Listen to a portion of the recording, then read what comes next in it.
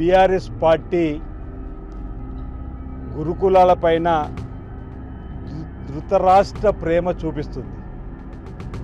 ఓ కపట ప్రేమను ఇప్పుడు చూపిస్తుంది. బీఆర్ఎస్ ప్రభుత్వం అధికారులు ఉన్నప్పుడు గురుకులాలన్నీ కూడా ప్రైవేట్ వ్యక్తులు, అంటే బీఆర్ఎస్ పార్టీ ప్రైవేట్ సైన్యంగా ఆయా నియోజకవర్గం ఉన్నటువంటి వారి ఇళ్లలోనే కిరాయిలకు నడిచింది తప్ప గురుకులాలకు సొంత భవనాలు కట్టేయాలనే ఆలోచన రానటువంటిది బీఆర్ఎస్ పార్టీది. బీఆర్ఎస్ పార్టీ నాయకత్వంలో కేసీఆర్ గారు ఫామ్ హౌస్ కట్టుకున్నారు, కేటీఆర్ గారు ధన్వాజలో ఫామ్ హౌస్ కట్టుకున్నారు. ఆడంబరాల కోసం వాళ్ళు ప్రగతి భవన్ ఏ విధంగా నిర్మించుకున్నారో కూడా మీరు చూశారు. కానీ గురుకులాల్లో ఈ రాష్ట్రంలో ఉన్నటువంటి పేద పిల్లలు చదివేటువంటి వారికి పక్కా భవన నిర్మాణాలు చేయాలని చెప్పిన ఆలోచన రానటువంటి వాళ్ళు ఆ రోజు ఆర్ఎస్ ప్రవీణ్ కుమార్ గారు గురుకులాలకు సంబంధించినటువంటి బాధ్యులుగా ఉన్నప్పుడు కలుషిత ఆహారం తిని లేదా ఇతరత్ర ప్రమాదాల వల్ల చనిపోయినటువంటి వారి కుటుంబాల కోసం ఆందోళన ఆనాడు బీఆర్ఎస్ ఎమ్మెల్యేలు కూడా చేశారు.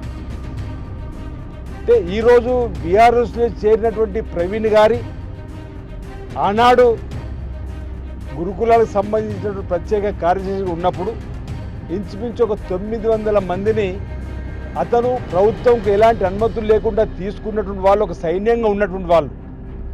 ఈరోజు నిన్న మా సీతక్క ఒక మాట అన్నది, ఇప్పుడు కలుషిత ఆహారం జరిగింది ఒక భారీ కుట్రగా మేము భావిస్తున్నామని చెప్పాలి.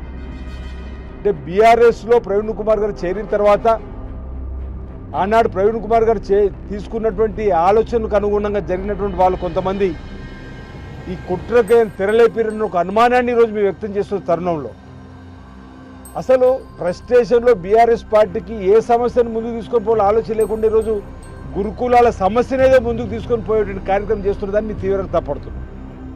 సరే, వాంకిడిలో ఏదో ఆశ్రమ గురుకుల పాఠశాలలో శైలజ అనేటువంటి అమ్మాయికి జరిగినటువంటి అక్కడ అనారోగ్యం తలెత్తిందనగానే మంచిర్యాలలో మంచి ఆసుపత్రిలో అక్కడ ఉన్నటువంటి విద్యార్థి తల్లిదండ్రులు చెప్పినటువంటి వారి ఒక మెడికేర్ దానికి సంబంధించినటువంటి ఆసుపత్రిలోనే పరీక్షలు చేయడం కానీ వైద్యం ఏర్పాటు చేయడం, వైద్య సాయం అక్కడ విషమించింది అనారోగ్యం అంటే నిమిషం తరలించడం. అక్కడ మా వైద్య ఆరోగ్య శాఖ మంత్రి దామోదర్ రాజనరసింహ గారు వేరు, మా బీసీ సంక్షేమ శాఖ మంత్రి పొన్నం ప్రభాకర్ పరామర్శించడం జరిగింది. ఆ మరణాన్ని కూడా రాజకీయం చేస్తున్నారు వీళ్ళు.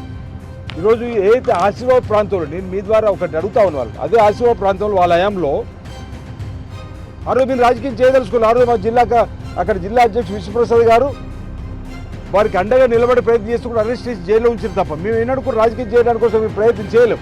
కానీ ఈరోజు వీళ్ళందరూ కూడా గురుకుల పాఠశాలలో ఏదో ఇబ్బంది జరుగుతుందని చెప్పండి.